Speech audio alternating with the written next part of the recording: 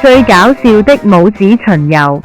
每年一次，在帽子鎮，大家都會戴上最搞笑的帽子參加搞笑帽子巡遊。有些帽子上有花，有些有羽毛，甚至有些頂部還放着魚缸。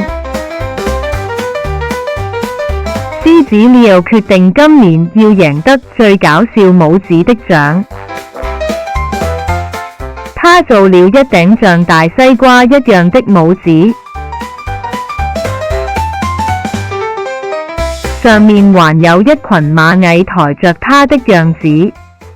當他走過市中心廣場時，大家都笑了出來。但當 Leo 的帽子不小心傾斜時，一個真的西瓜掉了下來，果汁濺得到處都是。大家不但沒生氣，還笑得更大聲。Leo 最後贏得了最淺水帽子獎。寓意：有時候最搞笑的驚喜就是那些我們意想不到的。